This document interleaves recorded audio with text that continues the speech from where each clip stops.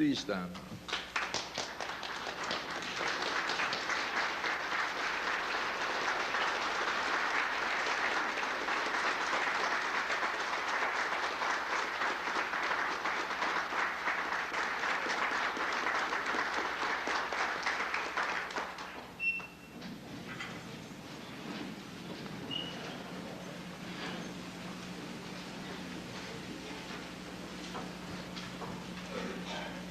Most worshipful Grand Master, your officers past and present, and hopefully those for the future. This evening's lecture is rather significant and gives me quite a lot of pleasure as well as displeasure having to give it. Why the pleasure is very understandable. Why the displeasure may be the problem. But the problem comes not from the persons receiving it, it comes from the manner in which they receive the information for what they have. I brought with me, as you see right here, two basic books. They are books from Egypt. When these books were written, there was no God by the name of Jehovah, no God by the name of Jesus, and no God by the name of Allah. Yet African people were here in this world. And I'm going to speak on data going back before Adam and Eve. There were no Adam and no Eve from whence I'm going to speak, and the world was here. There was no book of Genesis because the Hebrews gave us what is called the 5 books of Moses. And the first Hebrew was a man called Abraham. Abraham was born in the city of Ur in Chaldea. It is spelled U-R, Ur, and Chaldea is spelled C-H-A-L-D-E-A. He was born around 1700 before the Common Era, as you may say, before Christ. That means that his mother was here. I said he was born from a woman and a man, meaning both parents preceded him, and their parents and ancestors before them preceded him. He was born after there were already a nation and many other nations that were neighbors to that nation, and there was no state by the name of Israel yet. So I give just slight background to start so that you have no problem in understanding that Solomon wasn't born yet. It would be, Abraham was born, according to them, around the 14th dynasty. That's us, the African. We had dynasties all along the Nile. I don't know of an Asian dynasty nor the European dynasty, but I can assure you there were African dynasties. Thus, if we had dynasties, we had pharaohs. As a matter of fact, we had the first one. And we had them until the Asians came, while we were in our 14th dynasty, the first group of Asians to come to conquer any part in the continent we call today Africa. We had dynasties. In and around the first dynasty, we were still without an organization we today call Masonic, by whatever reason or meaning. And in the third dynasty, however, we started an organization to continue the building of structures in Egypt. And may I remind you that Egypt is the last nation built along the Nile, not the first, as some of us speak. The first nation built along the Nile started in Central East Africa. Today we call it Uganda. It was part of the Bokanga Kingdom. And I'm going back rather far because I'm going before the first dynasty, meaning I'm going before 4,100 years before the Christian era. Solomon, on the other hand, doesn't come in before 1000 BC, and that would be around the time when Greece came into existence. That means the first European nation. I hope you will take note of that fact. The first European nation in history is Greece and Rome. That is providing you want to accept that a wolf named Remus raised two people, and those people created a state. I mean, if all those kind of things we accept in the Harvard and places like that, and it's okay. But when I speak anything serious, it's difficult because they come from Africa. Now, these positions I'm laying down so that we have no difficulty when I start to deal more directly in what we call the Masonic literature. It would seem to me that the history states that the first literary person in all of Europe, the first one to have written anything for publication so that others can read it, would be a Greek. And that Greek would write two pieces of literature, the Iliad and the Odyssey. The first two books written any place in Europe. And the nation was called Greece, and the author was Homer. There is, I will put my life on it, no other work written in Europe prior to that, to those two books, the Iliad and the Odyssey.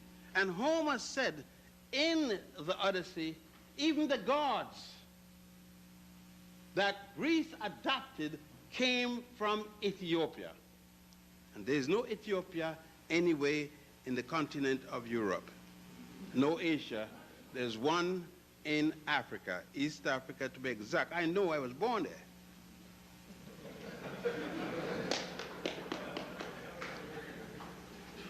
Now, that as it is, we need to move a little, but I just thought that it was necessary to establish this point. So we got two most important things in what I'm going to speak about tonight. I am not speaking tonight when I mention the name Solomon and the Masonic lodges or anything dealing with Masons, dealing with Asia or Africa or vice versa. I am dealing with Solomon as spoken about by England, not by Asia or by Africa. Let me make it clearer. A part of an island related to Europe, otherwise in ancient time called Anglo-land, which is today called England, with a combination of Ireland and Scotland. This land took upon itself, after finding some documents in Egypt, a part of Africa, Northeast Africa, did translate those documents for the purpose of their own. And out of that, using with what was developed as the Holy Grail in an attempt to conquer part of Asia and part of Northeast Africa, in that they continued on, adopted certain teachings, and did call that today what we know as the Masonic principles. Those principles were attributed to a condition dealing with one of the head of the Hebrew government, one man by the name of Solomon. The same Solomon, it is said, that had a relationship with the great queen of Ethiopia by the name of Makeda, which you commonly speak of here as the Queen of Sheba. But may I remind you, Sheba is in Asia. She was the queen of Aksum, because what is called today Ethiopia was then called Aksum. Ethiopia is a name given us by the Greeks, not by ourselves, as we have had many other names. So she was the queen of Aksum, but the empress of Saba. Let me make it clear again. When a queen has a land, she's the head of that land. When that land under her captures another king or another country, another land, she then becomes empress of the land she captured. And that's I need that qualification because it becomes very important in my discussions. There we have now, for the sake of time, we must make some things very clearly. Why did we need any kind of organization, whether it be from one or the next? Number one, something had transpired in what is today called Egypt, from the Greek Egypticus and the English Egypt, the Africans Tameri, and other people have different names they call Egypt, especially the Jewish Mizraim and so forth. But what had transpired is that in the third dynasty, a revolution took place, and the revolution was something that has put the world on fire ever since: the building of stone structures. In the third dynasty, under the pharaoh Djoser, D-J-O-S-E-R, otherwise called Sir, S-E-R, which the Greeks could not pronounce, and they called Djoser, D-Z-O-R. A man, this man, a multi-genius, a man of many, many talents, by the name of Imhotep. Most of us knew him first as a physician. And we said that he was the first physician when in fact we have still found out that his mother was a physician and his two sisters were physicians and many other people before him were physicians. But nevertheless, that would be enough for the point. Imhotep didn't want his pharaoh to be buried as other pharaohs before him because the place in which they were buried soon rotted, and there was no proper way in which you could protect what was left. Thus, he pondered consistently for a place to bury the pharaoh and the method in which to, and finally came up with the use of stone, masonry. And that is where the aspect of the word masonry is going to start. Imhotep died in the third dynasty around 2785 before the Common Era. Solomon was born not before 1000 BC. So Imhotep was over 1,200 years older than Solomon. And he's going to introduce what we today call Freemasonry. 1,200 years before Solomon. So if Solomon is the father of Freemasonry, what would you call Imhotep? The grandmother? No, but I understand. I understand because the European told us. And if they told us, it got to be right.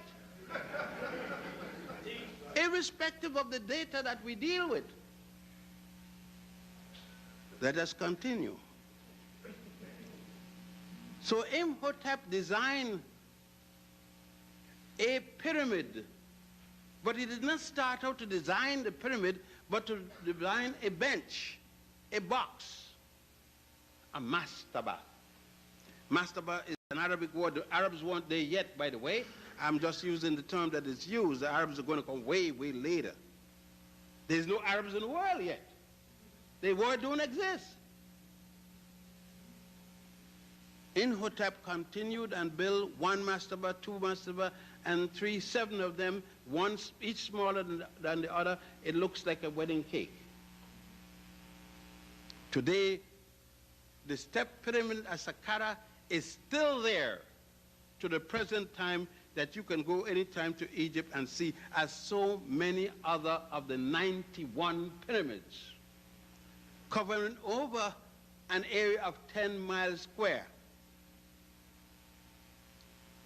So it is that particular pyramid that we are interested at this particular point. May I remind you, there is no God at this time by the name of Jehovah. None named Jesus and none named Allah. I must remind you, because it's very important, that your ancestors worship different gods and goddesses, none by that name. They're not going to do that until they are in the 14th dynasty, when the Hebrew would come to us, Avraham or Ibrahim, as you may say, would come and then introduce his concept of a deity. When we go back to the book of Genesis, after worshiping the goddess Hathor or Het-Heru, the goddess that looks like a cow with woman's ears, goddess Het-Heru. You recall that when Abraham is having to make the sacrifice with his son, offer to make the sacrifice with his son, and that was the goddess, the cow goddess that they showed then.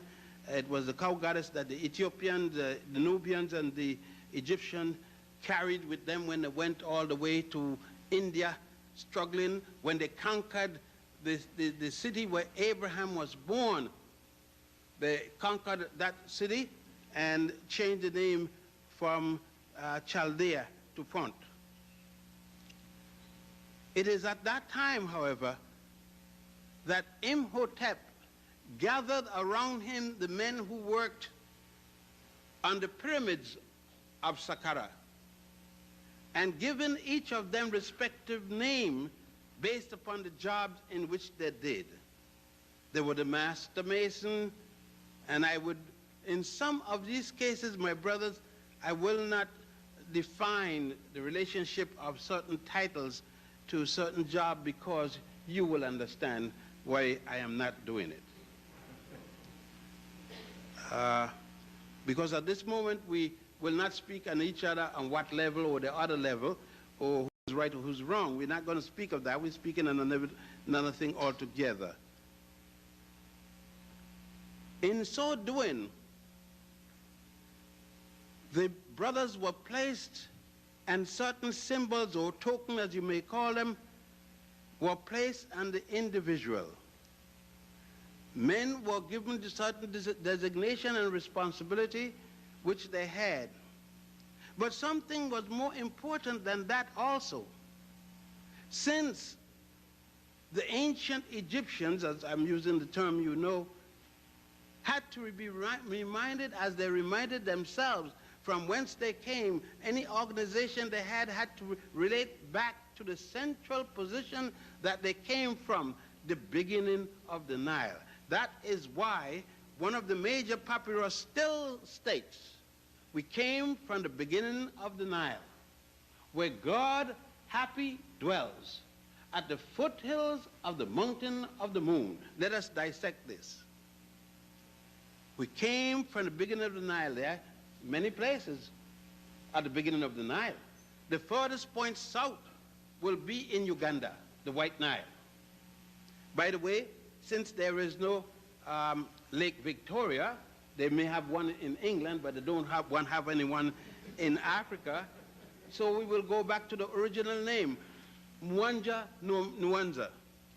And we will call it that because that's what the African name it. The fact that they came from England and name it what they want don't mean we have to follow it. When they're gone, we go back to what is ours. So Mwanza Nyanza. And They said from the beginning of the Nile. But there is another part of the beginning of the Nile. It starts in Ethiopia, Lake Tana, and it's called the Blue Nile. The Blue Nile and the White Nile flowing down north, not down south. We're not here. We are in Africa, and north is the lowland, south is the highland, and it flows down north and merge, both rivers merge at a place called Khartoum in Sudan. A third body of water out of the Ethiopian highland, called the Atbara River, flows down north and merges with the two bodies of water that had merged already and formed just the plain Nile, which continues north into ancient Nubia, from there into ancient Egypt, through Egypt, and empties in the Great Sea, now called the Mediterranean. So in his description of where he came from, Ethiopians, Egyptians, Nubians, and others, he made that very clear. But in making that clear, in all of the stations they made, and speaking about certain very important traditions of the trilogy, it was necessary to make those stations very clear. Thus, when some of you talk about going to take bones out of the earth at a certain place across the fence in Ethiopia, you must remember that the three men of the three names were not from Ethiopia, but had gone to Ethiopia to evade the behavior as some wrongful brothers.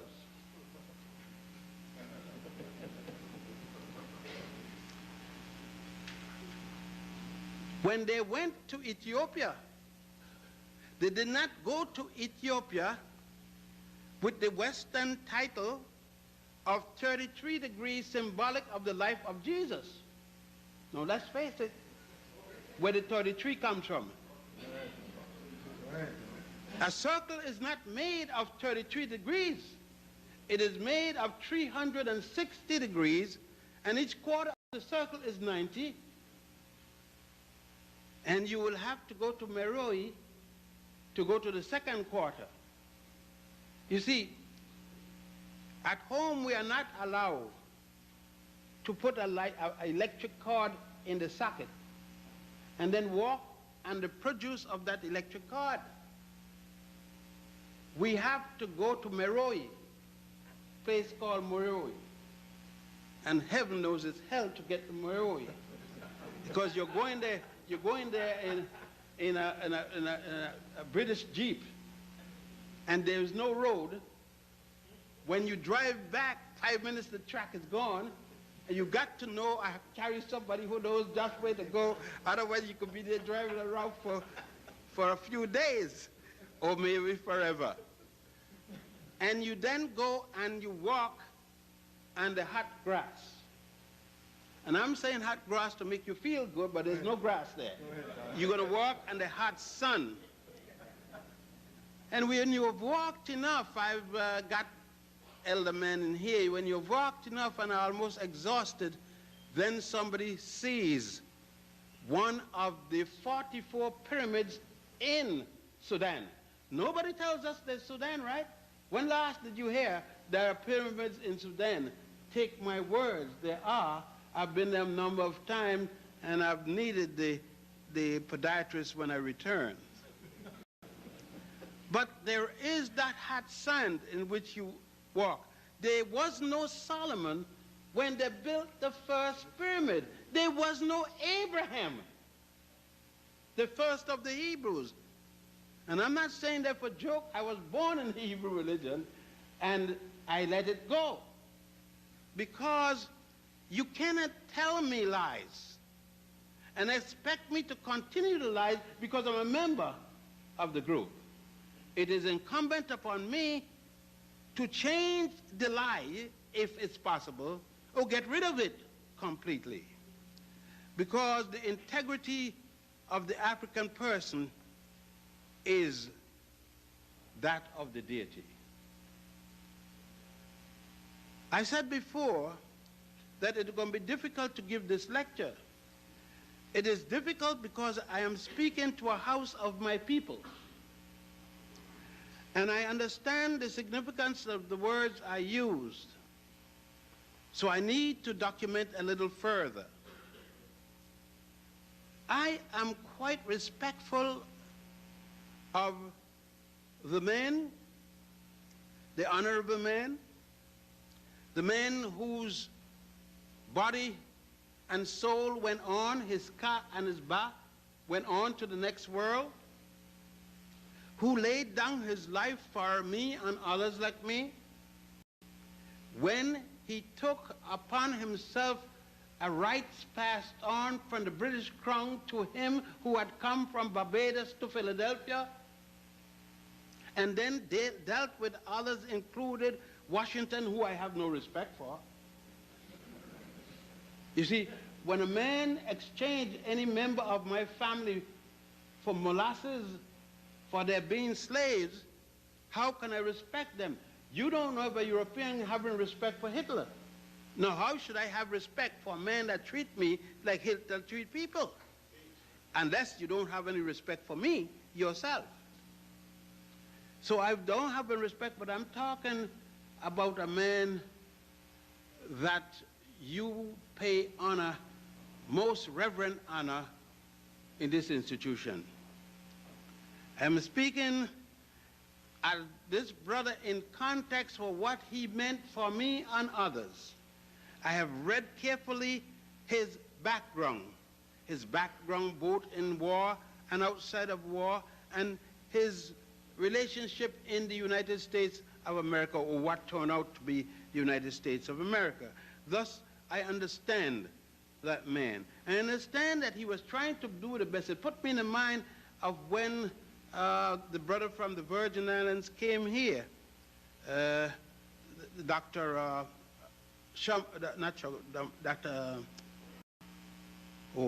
Blyden, Dr. Edward Widmore Blyden.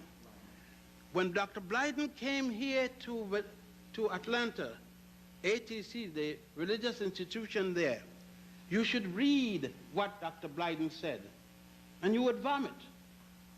You would get sick.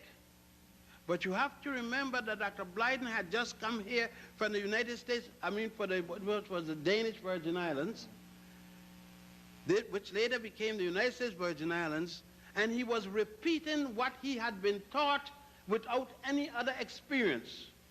You read the same Dr. Blyden's work a number of years later when he had stopped being the president of the College of Liberia, and you see two different people completely. In the first case, you have seen a little slave with a slave mind. In the second case, you have seen the slave who had dropped his slavishness, become an African man, and spoke as an African man. It is Blyden is the one who had given us the term, what does the European have that the African woman have to take as a model for her beauty? The question, of course, was answered itself, and the answer was nothing. Back to the Masonic principle. It is in this context, then, that Imhotep laid down the value of the Masonic principles. Masonic principles. And the first principle he dealt with is the concept of the one and only deity. We talk about the one and only deity in Judaism, Christianity, and Islam, and there still is no one and only deity. We said the God above all other gods. For I am a jealous God. Akhenaten said, there is only one God, and his name is Aten. One said there's only one God. The other one said, I am above all the others. Judaism, Christianity, if I'm wrong, correct me. But we can't deal with it because it hasn't been endorsed by our European masters yet. Probably it will never be too late. Someday we will all recognize a God, because if I brought a picture of God here and try to put him in this hall, I may not be lucky, because he may not be the right color, based upon some that I've seen. But when Imhotep decided to inaugurate the first lodge, L-O-D-G-E, he made a distinction between the church or the synagogue, or we'll call it what, the house of worship. That would be the best thing to call it, so there'd be no difficulty. He made the distinction between that and the lodge. And when he adopted what they call the village lodge, the city lodge, the lower lodge, not the one attached to the pyramid, because that one was for the operation of the human body, to remove the intestines and other aspects, including the heart, soul, and to put them in the canopic jars.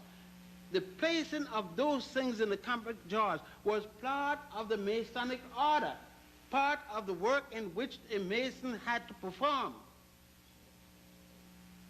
I ask you, gentlemen, do you perform this work? No. We don't any longer, because England, the English House and the Charter House, said that we were not interested in the actual act. Up until the death of Selassie, to be a member of the Ethiopian inner house, those who were in the inner house had to perform this act, as well as their ladies here, so as well as certain other things. I know you would bear with me understanding the circumstances under which I have to speak. But anyhow, those traditions in which were being established at that particular time were held and carried on. Different stations or different applications were used, and in them they then adjusted this book. What I have before me here is an original copy of the Book of the Dead and the Papyrus of N. You may have heard of it.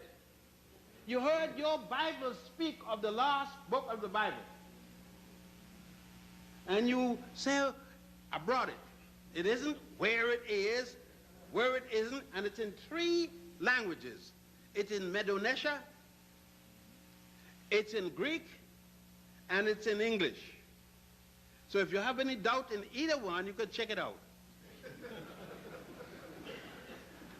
And I am not able to carry it a block. I'm not that young anymore. But I brought it for you to look into it and to see certain things that you will recognize. A lot of things in there you would recognize. That is like when I went to a mosque one day and to a synagogue and so forth, the sister was testifying. And I was in suspense. A woman testifying? Where did she get a testis to testify?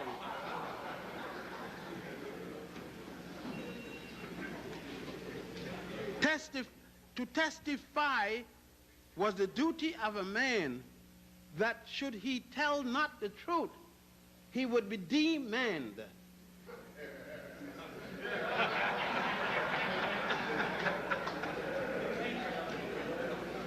But then I realized that everything has become symbolic in the West. What we are doing is symbolism. Anybody knows. People aren't even afraid anymore to come to you on the end of a what, or come drawn, or anything like that. Because they already know nobody's going to be hurt. They will go and lay in the coffin next to you, because, as a matter of fact, nobody goes in the coffin with anybody these days. It is said, it's read, but it's never carried out. Everything is symbolic. We have nothing, thank you, sir, that we use in realism. The words then, why is it that Solomon has been given the dubious responsibility of carrying this on his head 1,000 and odd years later, when this were already in its full strength? Because around Solomon, they could build, the most logical person for them to have carried the torch over and transfer it to Israel. But if you read the Ethiopian account of Makeda, the queen of Sheba, visit to Solomon, then you would understand that it could not have been, since in fact she went to Israel when Ethiopia was the strongest nation in the world.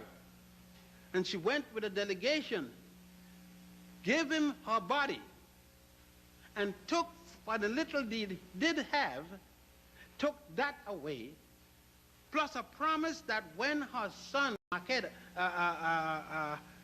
came older, Makeda's son come older, Abner Hakim the first, which you call Melinik the first, his name is Abner Hakim, that he will return to Israel, receive the ring, the golden ring, and return back to Ethiopia, and then he would return with the golden whatever. Now that is a mystery, because it isn't in Ethiopia and it isn't nowhere, but we know what is called in Egypt the golden box for the confined one.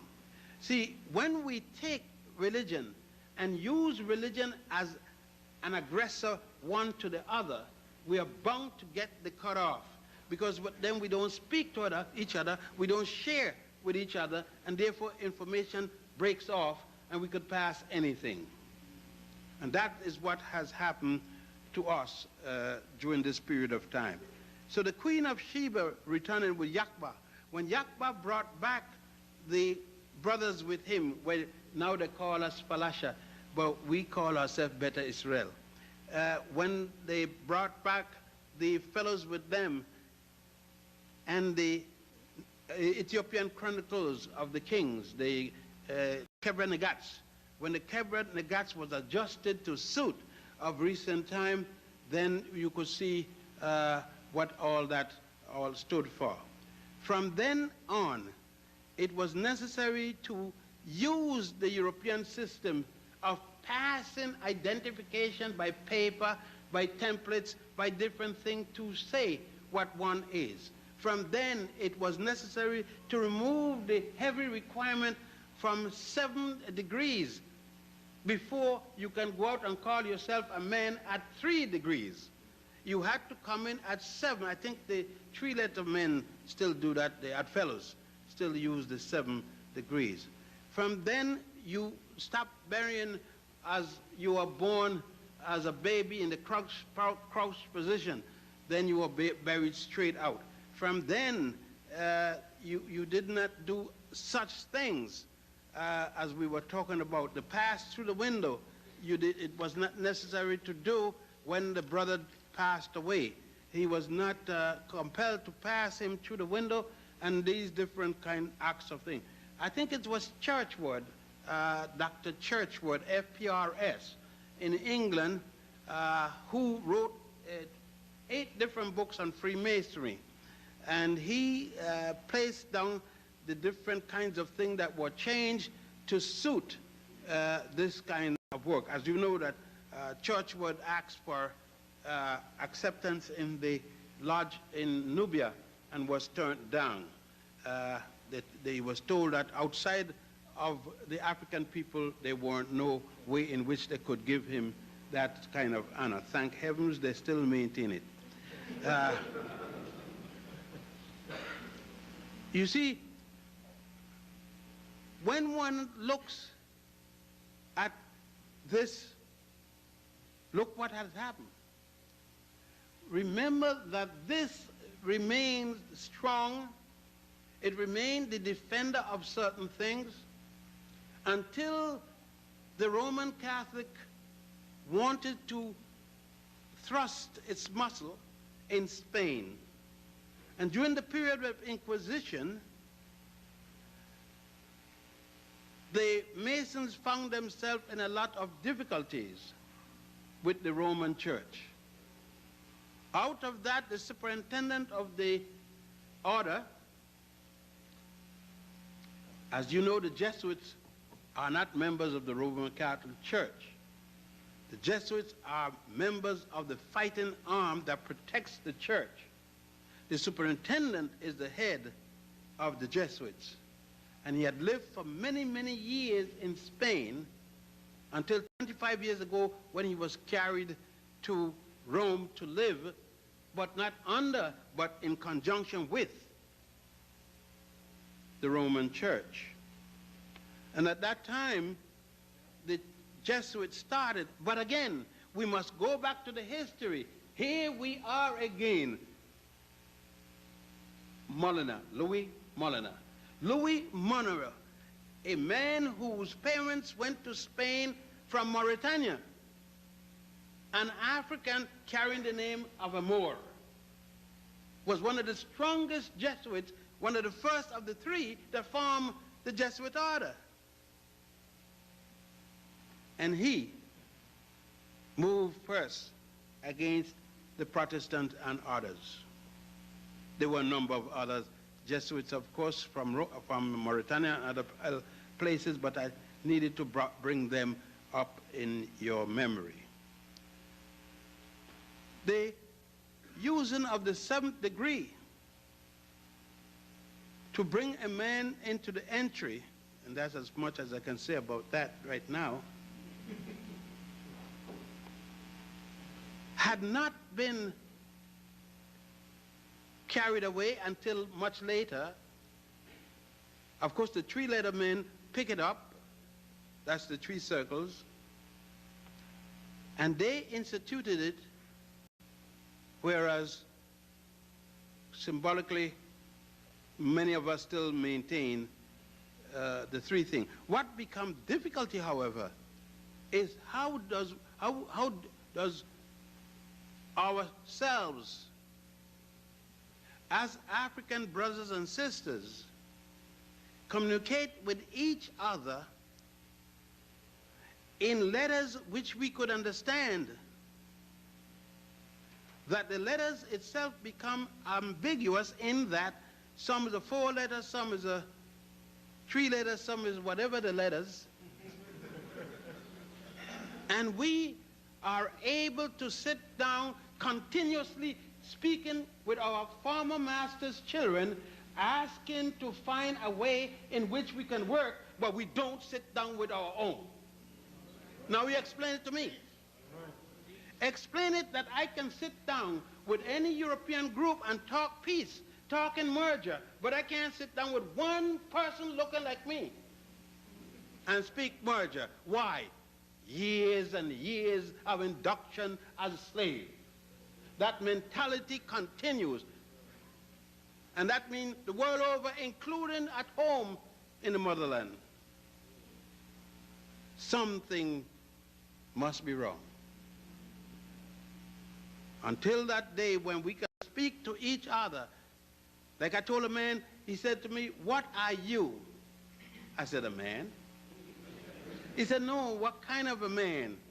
I said, "A straight man." Because these days you can't tell a man from a woman. And they told me it's a matter of preference of sex.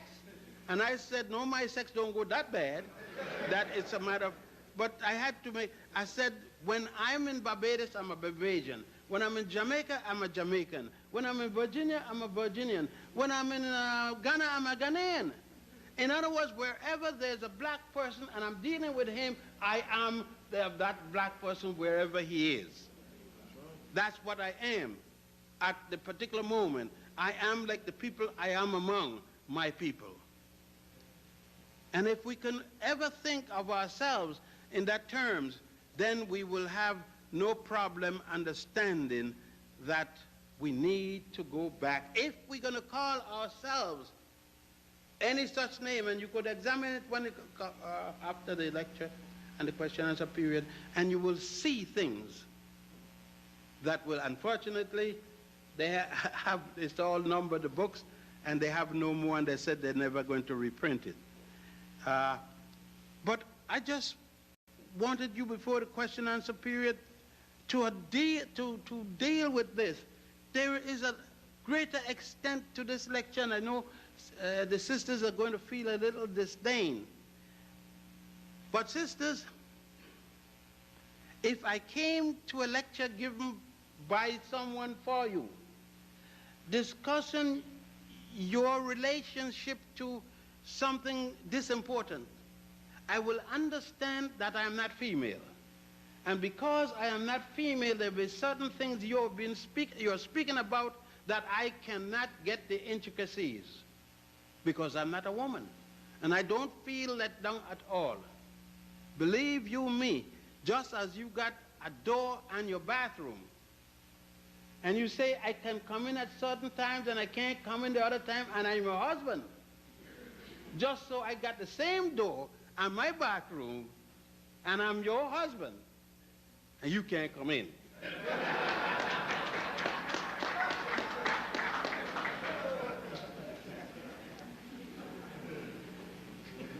So everything I'm doing is for the benefit of both of us and the children. But at times, you know, things have to be done in our own behalf. Bringing it down to an ending for a very strong question and answer period, and please don't be afraid of me. And on Mondays or Tuesdays, I do not wear my gorilla head. It's the other times. And you may ask me anything. If I do not know, I will tell you I do not know, because there are quite a lot of things I don't know, more than I do know. And feel very glad of the fact that I don't know a lot of things, because it's abnormal. Now, understanding all of this, my brothers, I am looking for the day when we can come together, regardless of where we are, over the world. And we will not have a mass organization, whether it carries 3 letters, 4 letters, or 10 letters. We would have, I hope, a quality organization. We will go back, as our ancestors did, where we met and discuss all of the disciplines of the world. There would be lectures in engineering, science, mathematics, the 7 liberal arts, and so forth, musicology, and so forth. We will have all that again. The Masons would be a place where we can send our youngsters to learn science and engineering and so forth and so forth. Again, it will rejuvenate us to make us back in the men that we were in the past. And of course, we will use it for passing and crossing the ways. We will send our daughters, and we will certainly work very close with our sisters, not as extension of ourselves. Our sisters are entity unto themselves, but conjointly they are us and we them. And together we can create that which we had once more. My brothers and my sisters, I know I have taken quite a lot of time with you, and while I was speaking, I had to do a lot of thinking in the things I could say and the things I can't say. But I am sure that you have heard my speech, and in between some of the words you notice that a lot of the things could not come the way they're supposed to.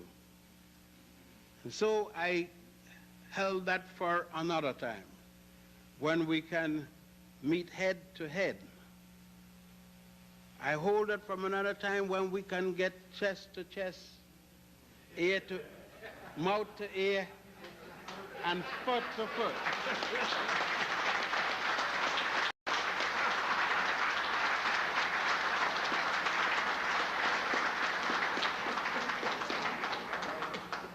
And then, my brothers, we are not could change this around. We will change it around. I never once, and I'm not much, only just 76, but I recall when my father was, I'm going to finish on this, when my father was 102 years old, quite a young fellow, and he had broken his hip.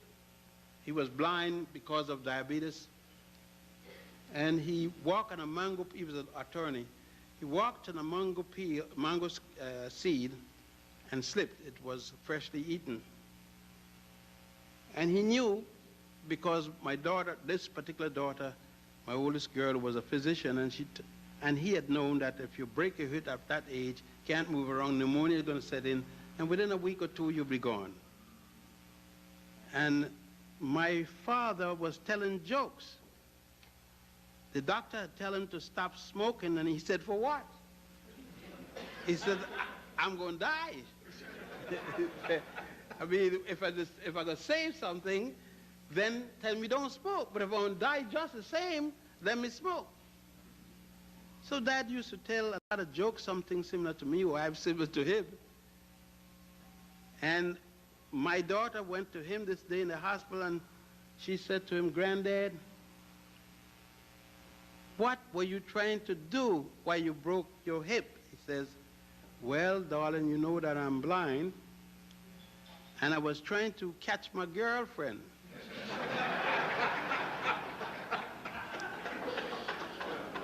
And so my daughter said, "But Granddad, what you were going to do?" He said to her, "You are my grandchild, right?" He said, "Yeah." "And my son is your father, right? Now how you think you got here?"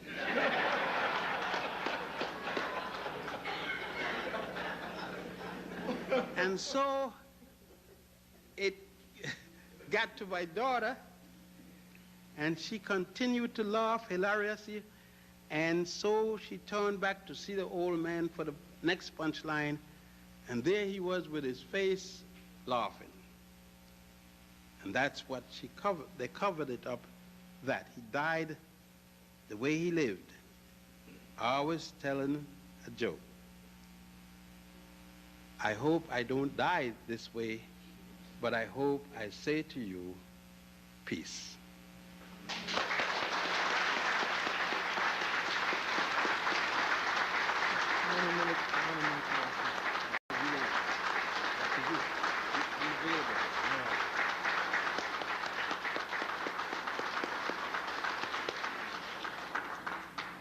As we affectionately refer to him, that's our Dr. Ben. Let's give him another hand.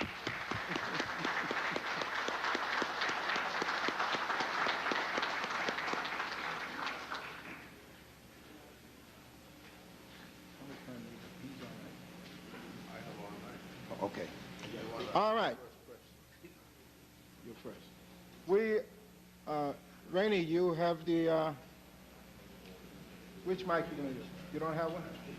Okay. All right. At this time, Dr. Ben is going to honor us by permitting us to ask questions, and he will answer.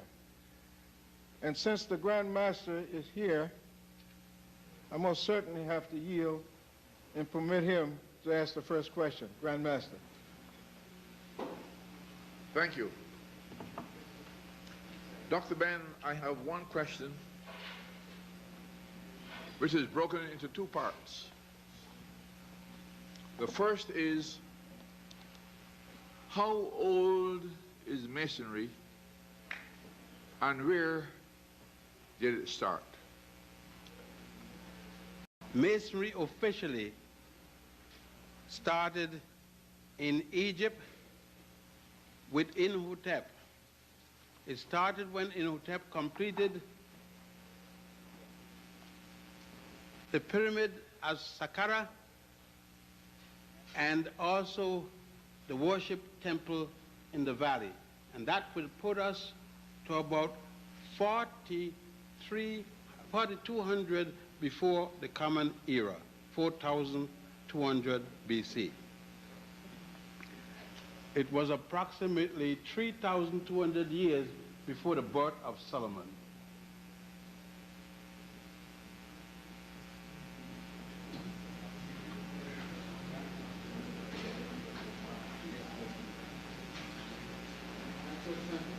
Yes, sir.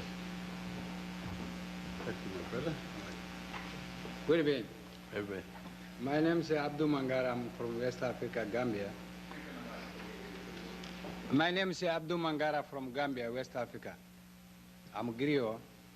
My family have 9,999 different family history. But I'm going to tell one thing here today. All my sisters with my brothers. This man is river. Everybody, if you want to know yourself, close to him, you get lonely for him. Please. When he said, if you not get together, I'm not going to get the lonely. What is this man, anyone in the United States, they don't know who's that. Africa today, we not have more person like him. I have how many degrees, but my lonely is black. That time they don't know right. Anything they lonely for you, you're going to keep in your memory. He learned the book. Is there somebody here? Please, please, anyone close to him will get something for him. Thank you.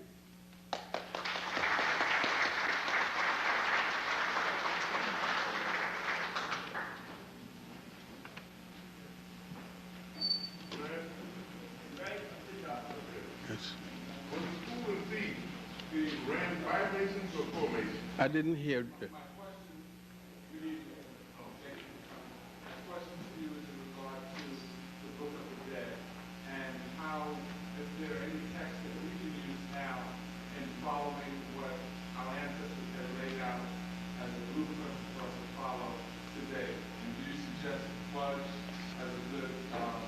Translator?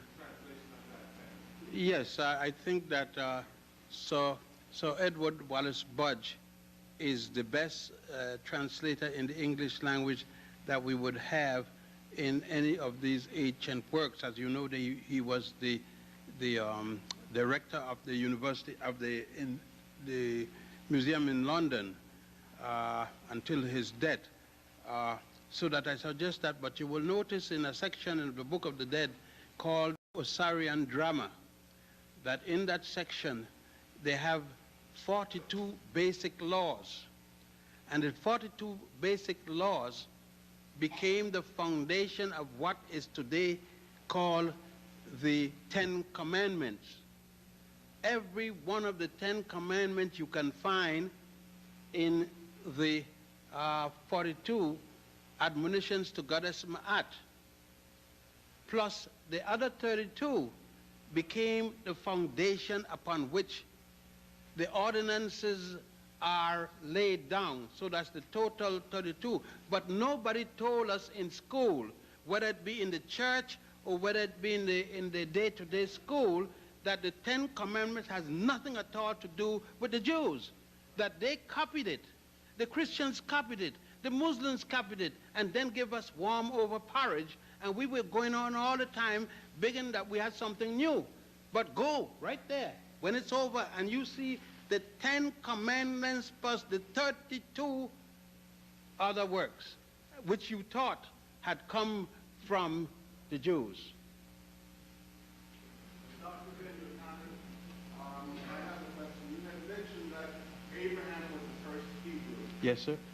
Could you give us or elaborate on the word Jew? You never used the word Jew. No, well, I use that colloquially. Abraham was the first Hebrew. He was born from Terah. Terah was his father, and they didn't elaborate on his mother, and therefore he became a Hebrew while he was allegedly, and I always say, you see, when we're talking about Judaism in particular and many religions, and you're talking about the beginning of it, you get into mythology and allegory. Most of what is written there is not to believe word for word literally. It's allegorical, because when you're talking about Adam and Eve, I don't think you're going there to believe that Adam was a man, Eve was a woman, and therefore this. You know, you got to take that with a grain of salt, because who's going to prove it? Who's been there? You're talking about belief as against reality, and they're expecting you to, the writers, there's nobody to prove this. Your belief against mine, against the next person's belief. Now, using that, Judaism, or Yehuda, Y-E-H-U-D-A, is one of the tribes of the Hebrews. The English word for Yehuda is Judah. The colloquial expression for Judah is Jew. And that's how we get it. So the word Jew is one of the tribes of the Hebrew people. Yes, sir. It's been, I guess, 30 years. I'm from Bright Oak, White Man. We used to come up and see this. Yes, sir. And I was wondering if I could get the information to have you come back up, so we can get in touch with you and come back. Because I consider myself a little more fortunate than most individuals here. Because we've had many times to sit down and this is 1996. I'm going, this is 30 years. I miss you. So if I could get your address and your... Sure, son, I'll be glad to. Just ask me, I'll give you a card. Thank you for coming. Yes, sir. What is the correlation between the symbol of Luxor and Freemasonry as it is today? By Luxor is the current name for what was originally called Waset. W-A-apostrophe-S-E-T, Waset. After Waset, when the Greeks came and eventually the students come and invaded the Egyptians in 332, the year 332, which was the 31st dynasty, and they came all the way down to what was Waset. Waset was being used up to until those time as it was the capital of the country, and it was equally the head of the Grand Lodge. And may I remind you that by 332, Waset was very old, to the point that it had been conquered by the Greeks. But in the days when it was, for instance, it was the capital of Akhenaten before he changed it and went to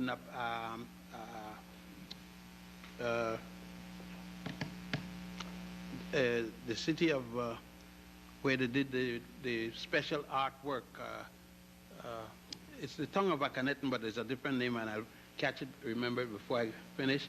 And when he went there, it was the capital under which Akhenaten did much of his rule. It was where Ramesses II did most of his work relating to his activities in wars against different states. It was the council. When you come to Waset or Luxor, Luxor is called the city of thousands of windows. When you come there, you would notice that it was occupied by over 40 different pharaohs and queens, and each of them established something that relate to them personally. For example, 2.5 miles from Waset is Karnak. Karnak, you heard of temples. If you take St. Patrick's Cathedral downtown, you take St. John Divine up here on 110th Street, you take the Cathedral of Notre Dame, and you take the one in England, put them together, you could still run the Indy 500 around them. That's literally, you go there and you could go down for as far as you could see. You would see that that is the temple. Temples within the temple. And got its own swimming lake for the priests. And that's why I said, if you go one time here and you had the belief that I didn't have much, you would lose it immediately. You would come back stepping on grass in the air. I say you will swell with pride in yourself. You would go and look at the Colosseum. You would look at, you know, I used to have one time, and I've been carrying trips since 1945, and I used to go to Italy and the capital outside of the capital of Greece, and then come to Athens, and then come to Egypt, just so they could see what happened. Just there so they could see how the European copied the African and then bring the people back. And now I figure it's a waste of time going there anyhow. So I say you could always buy a postcard and see it. Yes, sir. Next.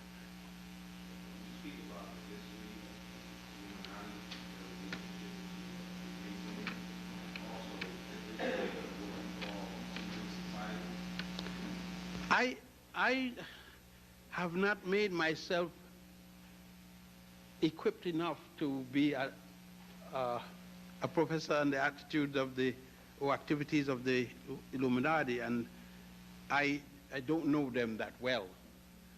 And I think that if and for me to speak on something, I got to know it well, intricately, in and out. So I feel very incompetent to deal with the Illuminati as against Freemasonry. I never give it the type of attention that it should have had. Yourself and then the next. Up there and then down here. Can you elaborate a little bit on Ramses II and the building of the Nile and part of the question? Jesus also with the masonry? Well, I don't know of Jesus with masonry. I take the last point first. Of course, they have imposed that because of the 30. You see, what Masons in many lands have done is to make it to suit everything. And it doesn't suit everything. And I don't see how somebody can bring it and showing Jesus as a Mason. I don't know. I thought that I've read enough about the Christian religion from different aspects of it in my comparative religion. I studied with it too, but there's no record of. And I want that to be careful that anybody could know what nobody can attach Christianity to Jesus, because it is thousands of years before there is the figure called Jesus. Now about Ramesses II, Ramesses II, the son of Seti I. Seti I was then the pharaoh at Luxor, what is called Luxor, Waset. When Ramesses got young and was the prince, he moved Ramesses to the temple at the world's first known Holy Land. You know, people talk about Holy Land. The Holy Land down at the temple of Seti I was the Holy Land of the world. There was no other Holy Land yet. There was no Jerusalem, there was no Bethlehem, and certainly there was no place in Arabia, Mecca. And there was this Holy Land. By the way, the Holy Land is closed now for repair. And it was there that Ramesses was introduced to his family tree, so to speak, the listing of the names by Seti I, his father. It was there that he was carried through to the throwing of the bull.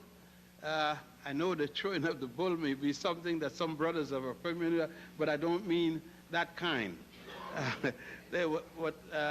The Pharaoh had to throw the bull every 10 years, and his son was taught how to throw the bull.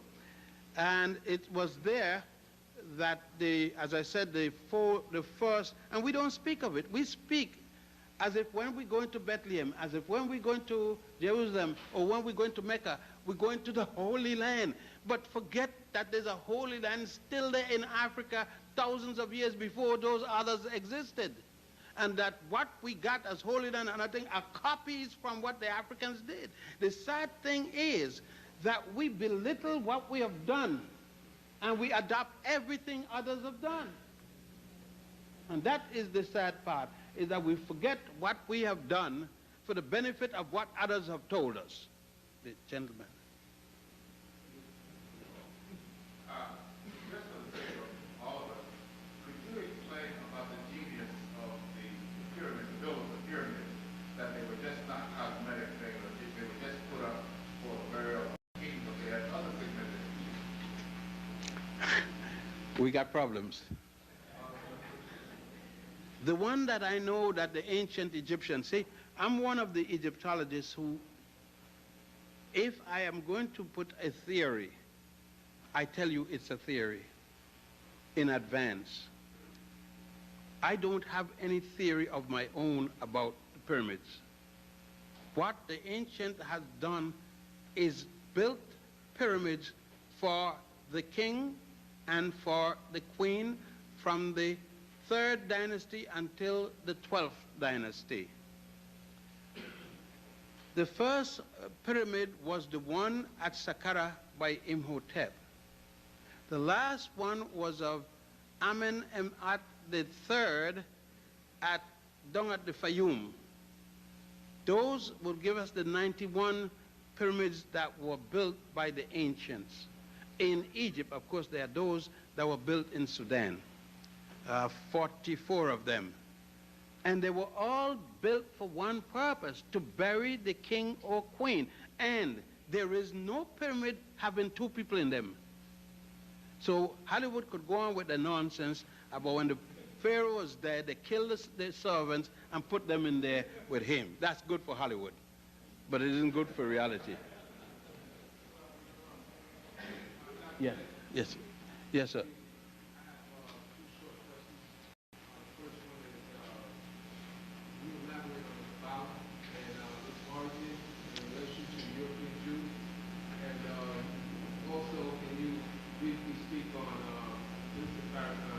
No.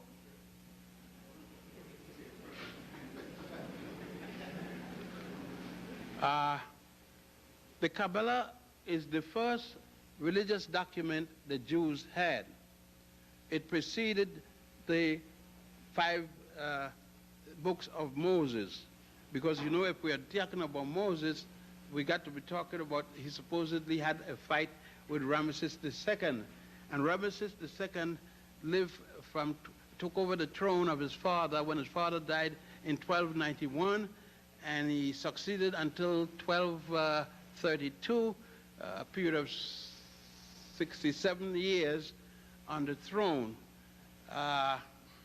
So we will have to take that, and there wasn't a single book by Moses.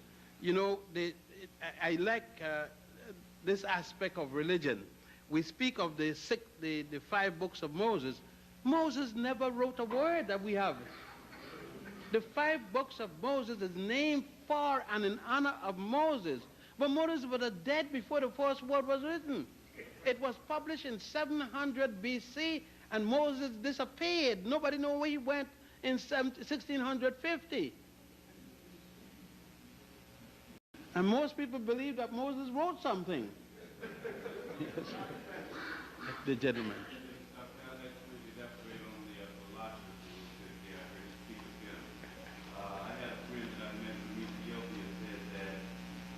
Colossians, they were living in Israel, and they used to be merchants and travel from Israel to Ethiopia back and forth to deliver their merchandise. And then one year or something, they just stayed there, never went back, and mingled with Ethiopian people. Is that true?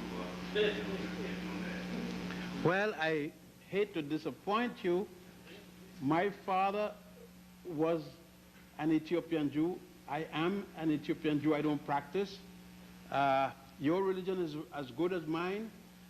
Whether you're Judaism, you're Jewish, Christian, Muslim, Buddhist, your religion is good as mine because I believe mine and you believe yours. None of us know if it's true. Now, go in your Torah, and in the book of Exodus it speaks that Moses married the daughter of the high priest of Ethiopia. It's in your book. If you're Muslim or you're Christian or you're Jewish, it's in there. So you don't need the people to say that about the teaching about that. I don't say it's right or wrong. I say what's in the book. Now, if Moses married the daughter of the high priest of Cush of Ethiopia, they had to have other people. A high priest, then you got other priests. If you got priests, you got congregations. If you got congregations, you got people. And that's during the time of Moses. So they didn't have to be going back and forth. So they wasn't rich. I beg your pardon? They wasn't rich. And where the original... But look, people are all different things. Much, they better, and by the way, no harm on you. The word, we don't call ourselves Falashas. Other Ethiopians call us Falashas. For instance, when I was a boy, they called me Chankala. You know what a Chankala is? A Chankala is an African. Because I don't look like an Amharan, I don't look like a Tigrano, I don't look like a Danakil. I look more like somebody on the border of Sudan or the border of Kenya. So then I became a Chankala. In other words, saying, you're an African. Well, what is he? An African. Now, so Falasha is the name that the Amharans, a group of Ethiopians, gave us. It means don't touch me, funny looking, foreigners. That's what we call ourselves. Better Israel. Some people call us Falasha. We don't call ourselves Falasha. Does that give you the original Jews now? No, it make me, when I used to practice, a Jew. Not original or not. Who knows about original one? They said Abraham was the first one, and everybody sprang from him. I don't know my daddy having a contact with Abraham, and if he did, there weren't going to be no babies. You see, all of us have a bad habit of trying to be, like people said, when you got anything here in Africa, about Africa, then you see a lot of people jump up and say, my mother and people were kings and queens. None of my family were kings and queens. They're talking about their family, not mine. My family was poor old Africans doing some work someplace. There were no kings and queens. And so you got one of the poor African fellas running around here, just plain old Joe.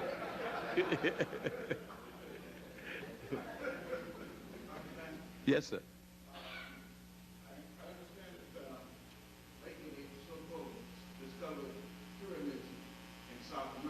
Yes.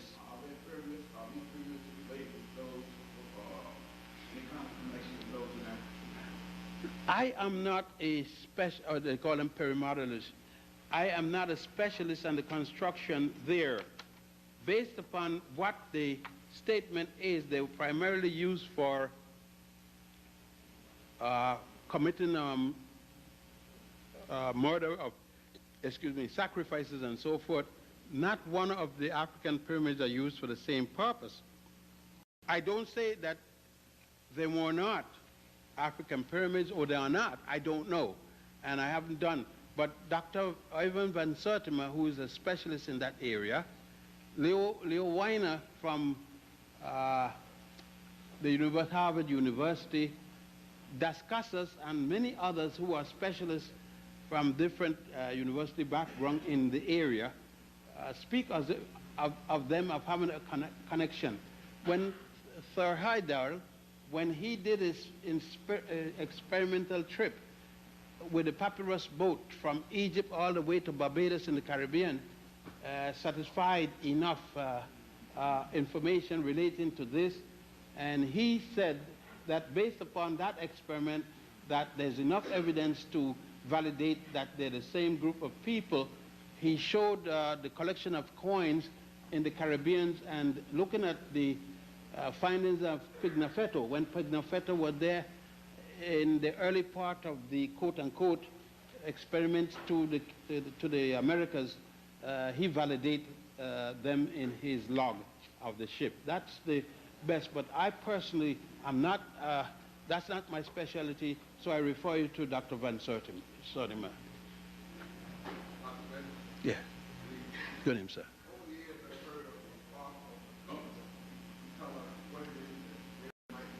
The Ark of the Covenant, you could see the exact copy. It is a copy of the confined one, the box of the confined one, which the ancient Egyptian had. The Jews copied it in every detail and made one of their own, but nobody can tell you where the Ark of the Covenant is. They do have a confined one in the museum in Cairo, and that's kept, you can go there and view it, but it's kept very well in protection. They talk about one in Ethiopia, but nobody have ever seen it. And they keep people ignorant like that, so you always look forward to it, but nobody have ever seen it. One more, please. One more question, please.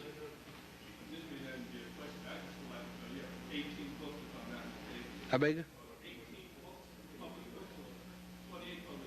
That Yeah, three of them he has right in the back, brother, with the announcement.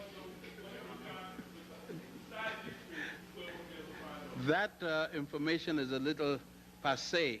There are 45 published books, and there are about that same amount of unpublished books. That means manuscript material. You could go to Dr. Arthur Lewis, who's in the room with some books, and besides him, some black bookstores and the big bookstore downtown. This one that those textbooks for universities are. Barnes and Nobles. Barnes and Nobles, you can get many of my books and so forth.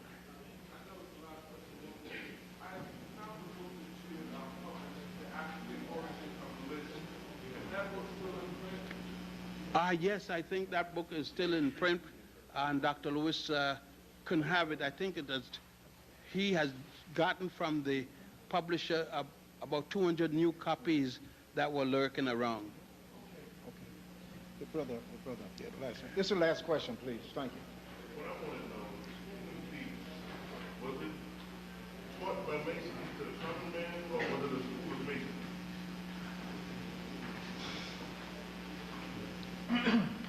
You know, Masons is a term that has been used quite frequently these days. But Masons were an unknown people in this respect. From man to man, you didn't know a Mason. A Mason didn't walk around the street and say, that's a Mason. Masons were people, that's what they call them secret, one secret, but they were people who did not advertise themselves. They didn't march in parades. They didn't carry signs. You know them by the way they live and the things they said. For instance, when I go home, I don't walk around with rings. When a person sees me and he wants to know, he comes up next to me, say what he has to say. If I want, I respond. If I don't want, I don't respond. Most of the time, I don't respond because I realize that in Egypt, most of us are underground, what you would call underground. We can come above ground according to what the government say, but we know from past experience, every time we come above ground, we have been glad to get back down underground. So only those of us who are known, for whatever the reason is, stay known. But the vast majority of us keep ourselves very much concealed, and we are known by our behavior and not by the high visibility. Thank you very much, Dr. King.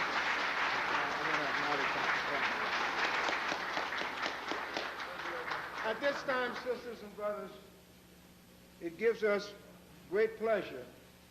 We have also been graced by having in our midst also Dr. John Henry Clark.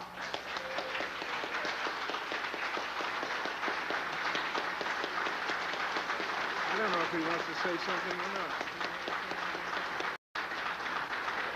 Stop there, let me stand up so we can get the video. He's going to say just one word. Oh, okay. They asked me to say one word, and at 81, I'm just glad to be alive. Thank you. You got the picture? Yeah.